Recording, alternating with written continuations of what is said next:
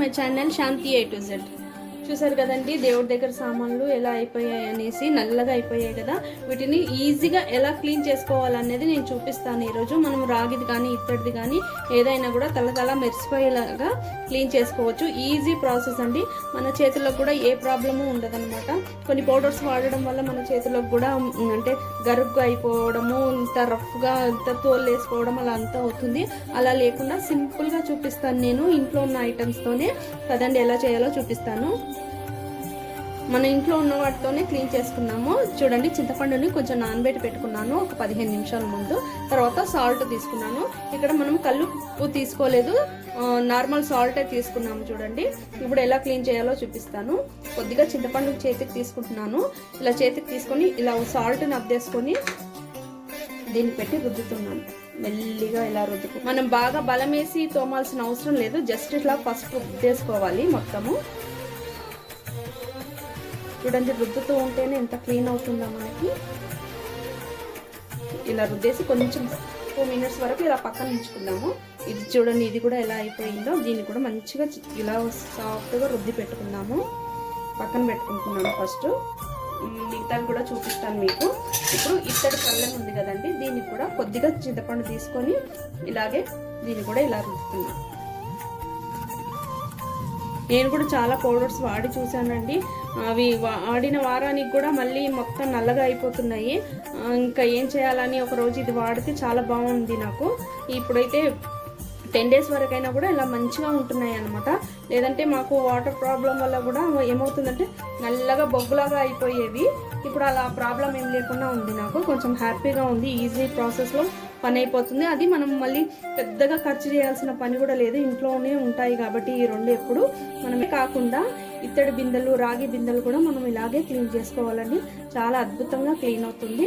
ఇంకా ప్రమిదలు అది జిడ్డు ఉంటుంది కదా, ఎలా పోతుంది అని అనుకుంటారు కదా చాలా మంది. అది పులుపు వల్ల అది కూడా పోతుందండి. నేను అది కూడా చూపిస్తాను. కామాక్షి దీపం తీసుకున్నాను చూడండి. దీన్ని కూడా ఇలా ఇది కొంచెం ఇలా బాగా రుద్ది పెట్టుకోవాలి. ఎందుకంటే ఈ డిజైన్ ఉంది కాబట్టి కొంచెం లోపల వరకు పోవాలి. మనం ఎప్పుడైనా నూనె ఉన్నవి లాస్ట్లోనే తోముకోవాలి. ఏదైనా సమ్మర్ ఉన్నా దాంతోనే పోతుంది కాబట్టి. మళ్ళీ మనం ఇది తోమిన తర్వాత అది తోమితే మళ్ళీ జిడ్డు దానికి అంటుకుంటుంది. చూడండి, ఇలా రుద్ది కొద్దిసేపు పక్కన పెట్టేస్తున్నాను. కొంతసేపు అంటే మళ్ళీ ఇవన్నీ క్లీన్ చేసుకున్నంత వరకు ఉంచుతాను. ఆ తర్వాత క్లీన్ చేస్తాను మళ్ళీ. చూడండి, అన్నిటికీ ఇలా పెట్టేసుకుంటున్నాను.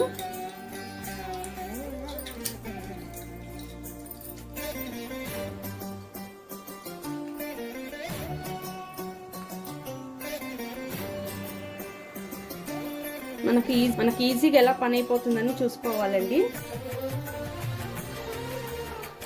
ఈజీగా అయిపోవాలంటే ఈజీగా అలా చేసి పారేయలేం కదా. మళ్ళీ నీట్గా కూడా ఉండాలి. ఒకసారి ట్రై చేసిన తర్వాతే మీకు చూపిస్తున్నాను.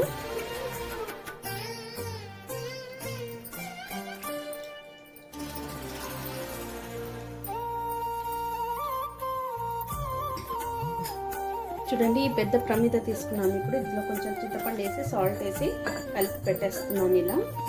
ఎందుకంటే ఇందులో జిడ్డు ఎక్కువ ఉంటుంది కదా, అందుకని మీకు ప్రత్యేకంగా చెప్తున్నాను. మళ్ళీ కొంచెం జిడ్డు పోవాలంటే కొంచెం పులుపు యూజ్ చేస్తే పోతుంది కదా, అందుకనేసి కూడా కొంచెం ఎక్కువగానే వేసి పెట్టాను అనమాట. దాంట్లో ఇలా సాల్ట్తో రుద్దేస్తూ ఉంటే మంచిగా క్లీన్ అవుతున్నాయండి. చూడండి, అన్నిటికీ పెట్టేశాను. ఇప్పుడు ఇది చూడండి, ఇది స్క్రబ్. దీంతో తోమేమనుకోండి కొంచెం గీతలు పడ్డట్టుగా అవుతాయి అనమాట. ఇది సాఫ్ట్గా ఉంది కదా, దాని మీద మనం బాగా బలం వేసి రుద్దామనుకోండి అన్నీ ఇలా గీతలు పడ్డట్టు అవుతుంది అనమాట. అలా కాకుండా మీరు దీన్ని తీసుకోకుండా ఒక కవర్ని తీసుకోండి. ఇలా సాఫ్ట్గా ఉంటుంది కదా ఒక కవరు, కూరగాయల కవర్ ఉంటుంది కదండి, అది తీసుకోండి. అది తీసుకొని కొంచెం చింతపండు వాటర్ ఉంటే ఓకే, లేదన్నా కూడా పర్వాలేదు. దీంతో గట్టిగా ఇలా రుద్దేసేయండి.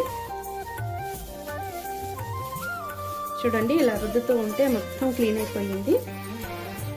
అసలు మనం చింతపండు ఉప్పు పెట్టగానే మొత్తం పోయిందండి. అయినా కూడా మనకు తృప్తి ఉండాలనేసి నేను మళ్ళీ ఇలా చూపిస్తున్నాను. ఒకసారి ఇలా గట్టిగా రుద్దుకోవాలి అన్నీ.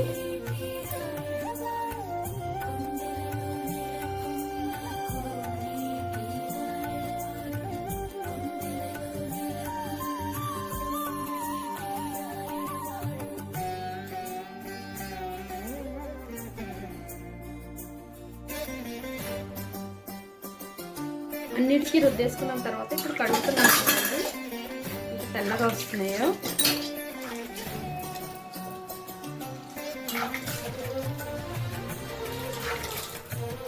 చూడండి ఎంత తెల్లగా అయ్యాయో.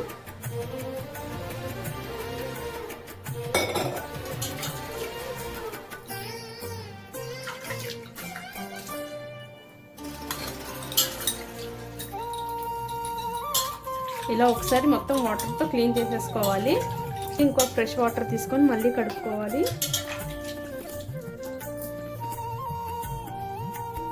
చూడండి అన్నీ కడిగి వేసుకున్న తర్వాత ఇలా ఒక క్లాత్ తీసుకొని నీట్గా తుడిచి పెట్టుకోవాలి.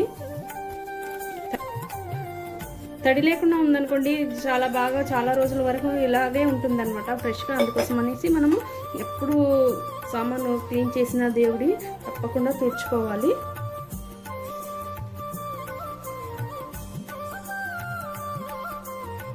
ఓకే అండి, చూసారు కదా ఎంత ఈజీగా మనము దేవుడి సామాన్ని క్లీన్ చేసుకున్నామో. మీకు కానీ నా వీడియో నచ్చితే ఒక లైక్ చేయండి ప్లీజ్.